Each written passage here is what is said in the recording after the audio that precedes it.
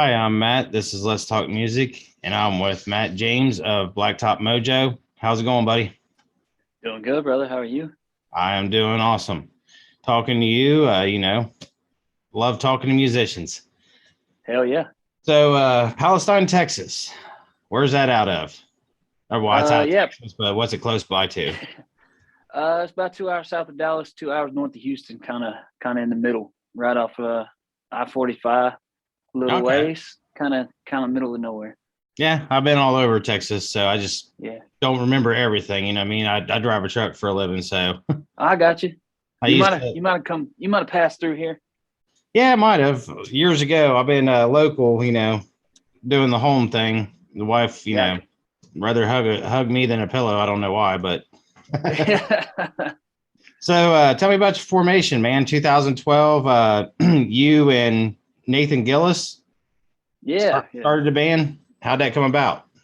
Yeah, Nate's our drummer. So Nate and I met at a couple parties and stuff, and it was one of those things where people knew that I sang and played and stuff, and people knew that he played the drums. And whenever anybody who's a musician, they're always just like, "Man, y'all should get together. Y'all should form a band." And we ended up shrugging that off. Like whatever. And we ended up meeting at a concert in Tyler, Texas, Cody Johnson concert.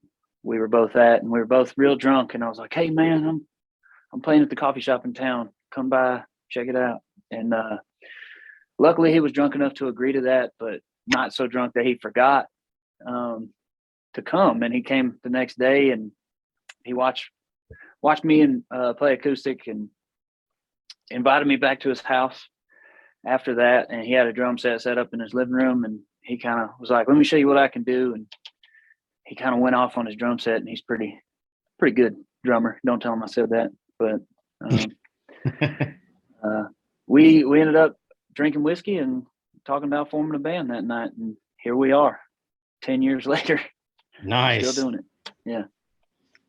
So, just looking here, your studio albums, I Am 2014, Burn the Ships 2017, Under the Sun 2019, and Blacktop Mojo 2021. So self-titled at 2021, huh?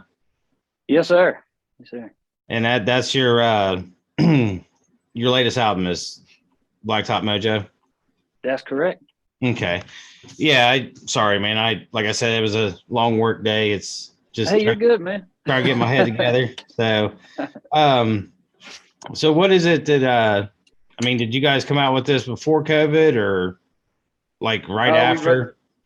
we wrote it during COVID, and then we kind of came out with it right whenever touring started kind of picking back up again. We Mhm. were able to start traveling around again and kind of support the record as it came out. So that came out in August of last year when Okay. things started opening back up.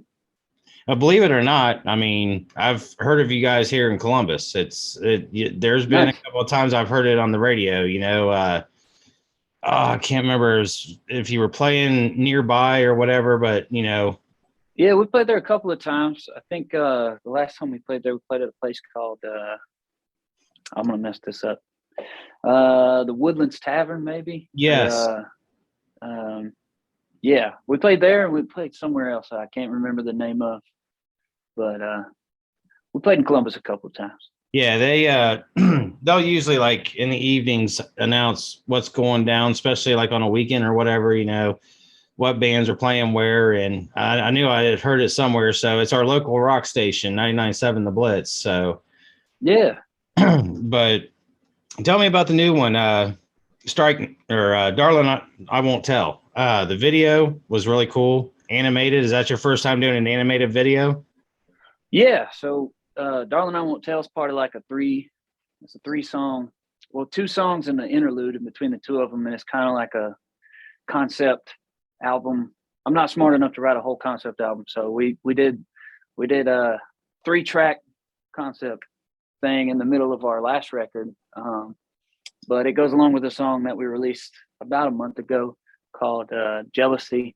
And Mm-hmm. then there's an interlude called Make Believe. And it follows the story of a guy that's like basically like a jealous guy that's works in a bar. He's at your local bar, you know. It's a feeling that we've all kind of gone through, and he sees this girl that he likes, but she's with some other guy, and he just kind of starts having these fantasies about killing the guy, and then one day kind of goes through with it and ends up with the girl, and then, you know, years later she finds out that that's how it all went down. So that's Darlin Don't Tell is kind of the conclusion to that whole story, and that's when she finds out. Yeah. Well, and like I mentioned, the animated video, that was pretty cool. Was that the first time doing animated? Yeah. How'd you guys feel about that? We thought it was cool. We'd never done it before.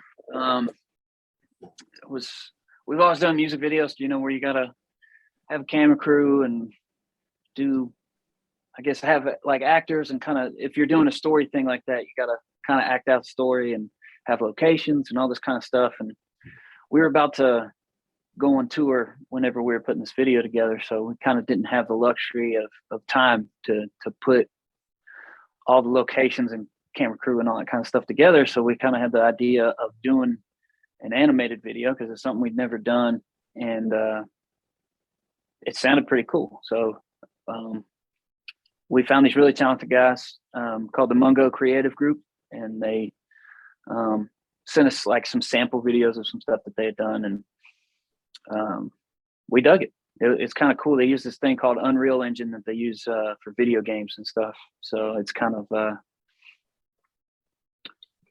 like Tim Burton meets Call of Duty, I guess. I don't know. Right. Yeah. Yeah. I did. That's what I was going to mention next is you can tell it kind of has a dark theme. You know, they're both sitting in the dark at the beginning and, you know, in front of the TV or whatever. And I mean, I loved it, man. I mean, I like videos that are, you know, more creative than the band playing. You know what I mean? There's so many of them are the bands playing and whatever. I mean, it kind of makes me think of the old days back in MTV, you know, where people actually made videos. So yeah, man, we've done a little bit of both of that. We've done the performance thing where you just kind of play the whole time, and then we've done the story thing, like I said, where you kind of have actors and you try to do the whole, basically making like a 5-minute little movie to act out the song and stuff. And both have their pros and their cons, but doing an animated video where you're just like, hey man, this is what I got in mind, and the guy just kind of sends you back the story kind of come to life, and it's really cool. Yeah, I mean, you're trusting somebody else's creativity to, you know, promote your song, and I mean that's pretty cool that, you know, you guys are, I mean, obviously you'd want to be happy with it before it was released, but I mean, you know, that he was able to think in his head exactly what you wanted. Yeah, he nailed it. Had you done any other albums before where you had like a trilogy like this, where you had, you know, 3 songs that were telling a story, or is this your first time? No, this is the first time doing that. So that was something different that we did on this last album. And I mean, I like, I've talked to a couple bands that have done that. And I always kind of think back to Queensryche's Operation Mindcrime. You know, the whole album's a story, and it's really cool that, cause I mean, I think if you really pay attention to the music, you pick up on it. You know, you're like, oh wow, you know, this is telling a story. Now, if you're just kind of jamming, you don't. Like, I mean, you know, there's a few songs on there, so you're just like, man, this is a great song, and you know, it just, you know. But I do love a something like that tells a story. So I mean, kudos for that one. Thanks, man. So a little bit about you, man. What got you into music? I don't know. I always kind of I asked for a guitar for Christmas one year when I was a kid, and had a guitar kind of sitting in the corner of the room for forever. And all I could play on it was Smoke on the Water, or like Iron Man, or, you know, just simple stuff like that. And right. I ended up going to like a youth group thing. I was in the church youth group, and we ended up going to this picnic at somebody's house or something. And this lady had this old kind of almost toy guitar, but it was like a kind of an antique toy guitar. And she was like giving us a tour of her house, and I saw this guitar in the corner of the room, and I picked it up and I started messing with it, and she kind of laughed, and the rest of the tour kind of went on to the rest of the house, and I just sat there, and she came back looking for me, and she was like, "Why don't you bring that outside?" And I just like was messing on it the whole time, and at the end of the night, she told me to take it home. Oh, And nice. yeah, she was like, "That's the most anybody's touched that thing in like 30 years." So um, I still got it too. But I was going to ask you if you still had it. yeah. Shout out to Miss Loretta for giving me that guitar. But it was an acoustic guitar. I didn't have an acoustic guitar, so that allowed me to kind of put new strings on it. And I sat out in the garage. I played football in high school and stuff. And down in Texas, it's real hot, so I would sit out in the garage, kind of get used to the heat during the summers, like before football practice would start. And so I sat out there with that guitar, just kind of watching TV. We had a little TV and just picking around on the guitar and kind of taught myself how to play and sing. I remember it took a while, but whenever that clicked, like whenever I could play and sing at the same time, I was just like, "Oh, this is cool," and started learning all these songs. Awesome. And yeah. So how long was it after that you decided to start a band? I mean, is Blacktop Mojo your first band, or? Yeah. Blacktop Mojo is my first and only only band. I don't know.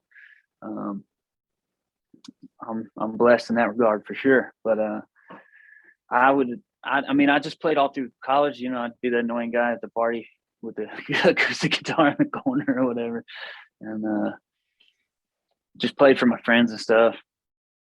And then I got to writing my own songs and stuff in college, and I called my dad. I remember the last semester of college, and I was like, "I really like doing music." I had started doing videos, like it was back in the old days of YouTube, I guess. Like I would just do like cover songs and stuff in my dorm room and post them up on Facebook and YouTube and stuff.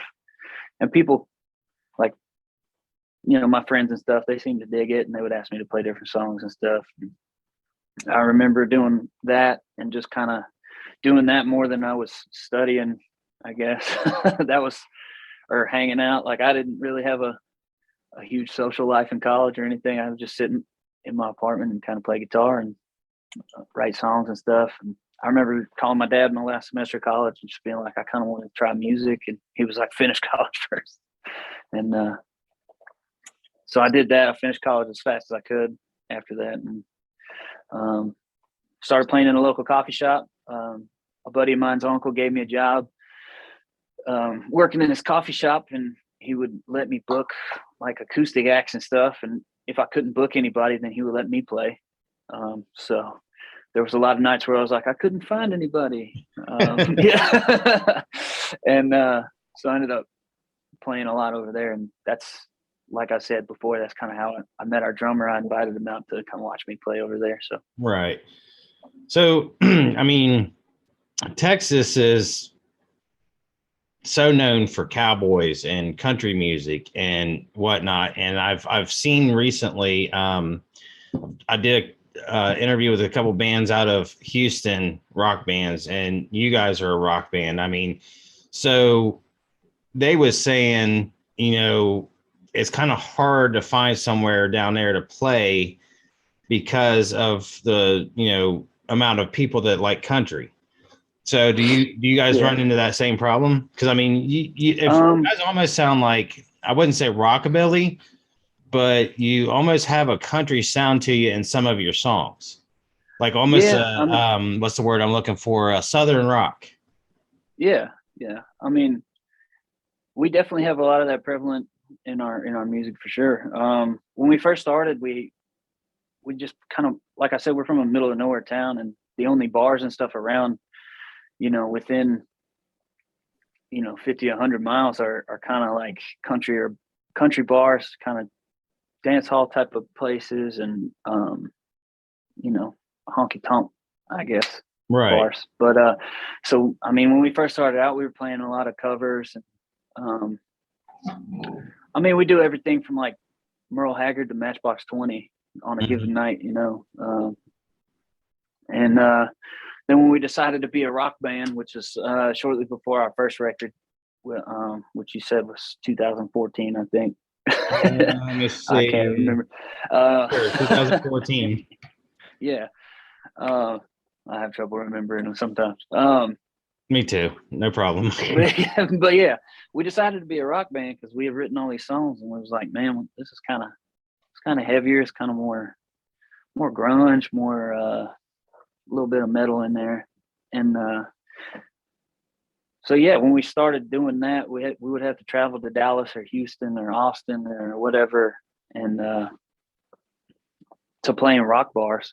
And there was a local rock bar in Tyler, Texas, which is about an hour from us, that we would play out every now and then as well. They would bring in national acts, and we would open up for national acts there sometimes, sell Okay. tickets and you get to play kind of thing.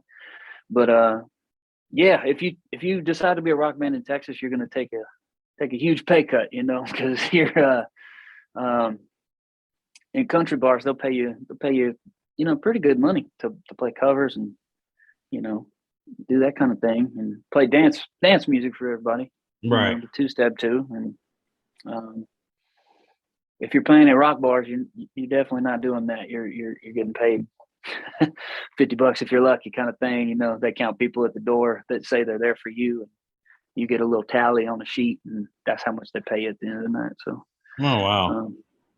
That's kind of, you're driving 100 plus miles to play rock and roll, and yeah, you just gotta love it, I guess.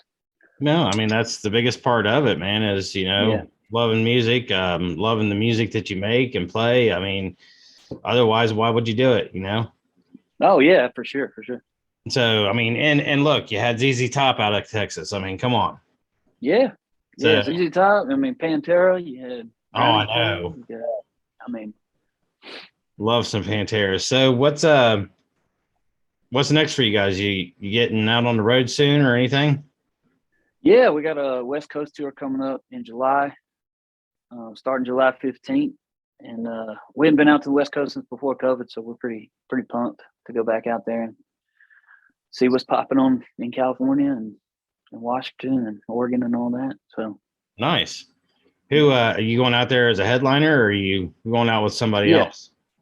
Yeah, we're going out as a headliner this time. So that's awesome. It'll be cool.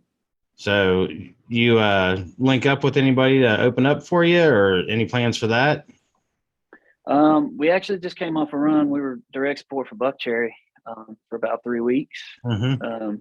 We were playing with Buckcherry and Sumo Psycho, and that was pretty fun. You guys from Buckcherry are crazy. Yeah, they're cool, man. They're cool, and we had some good crowds. We got to play like Bike Week in Myrtle Beach, and go all up and down the East Coast with them. So it was a good time. Oh yeah. So like, who? I know it's a cliche question, but who are your guys' influences? I mean, who do you actually draw your most influence from? Just you yourself? Definitely like. We all have different influences, but we all kind of find common ground we're all huge fans of like the grunge era bands, Soundgarden, Alice in Chains, Tool. Oh yeah. Big influence on us. And then, we grew up in the South listening to Leonard Skinner and 38 Special and, Willie and Waylon and Merle Haggard and stuff like that. So, I mean, we kind of got a little bit of everything in there. Hey, there's nothing wrong with that. And I mean, you can, like I said, you could tell in the music, there's a few songs that I listen to that almost have a little bit of a country sound to it. So, and nothing at all wrong with that. I mean, it's nice to see people mix stuff up. I mean, if you have a band that, kind of has the same sound every time they play a song, it gets old. Yeah, for sure. So, and then here recently, I've been getting into more like older soul stuff, like Sam Cooke and like Marvin Gaye and Al Green and stuff like that. It's kind of, I hope, making its way into our music, but we'll see. So, what's any plans for hitting the studio in 2023 or late this year? we've definitely been kicking around a lot of ideas. We, up to this point, up to this last album, we all pretty much lived in the same house. So this is our first time. Everybody's grown up and getting married and having kids now. So this is our first time kind of spread to the wind. And so there's a lot of ideas. Everybody's been kicking back and forth, man. So definitely this holiday season, you know, when we get off the road finally, there'll be a lot of ideas to comb through and hopefully get together and start writing some stuff we can record next year. So yeah, and that's another thing that I've talked to with other musicians is like, you know, back in the day before you had Zoom and all that stuff, they had to, you know, all meet in an area and get together to do that. And now you guys have the ability to, you know, cut tracks and send it to somebody, you know, to another member and say, hey, what do you think of this? And have it all come together. I mean, it's just, technology has been a good thing in some ways, you know. I mean, it's I'm still a little behind on it, but you know, it happens. Oh, it's all good, man. Hey, you're doing an interview on Zoom right now, dude. You're ahead of I the curve. So I actually got a live one, my first live one for a while on Wednesday. I'm looking forward to that. You know, I mean, I don't mind doing the Zooms at all, but man, just being at a concert, I haven't been to one in some time. So definitely looking forward to that. So, all right, Matt. Well, I appreciate your time, man. And I appreciate all the insight into your band and yourself. And, you know, I've already liked on your guys' Facebook page. Mine is Let's Talk Music. So if you know, if you could hit it up, you know, just see the different stuff I post or whatever. I mean, I'll definitely have your interview on there. And heck yeah. You know, you guys get out this way. Would love to do a live one. Yeah, man. I appreciate it. We'll definitely have to do that. Thanks for having me on. All right, no problem. You have a good evening. You too, bro. All right. Later. All right.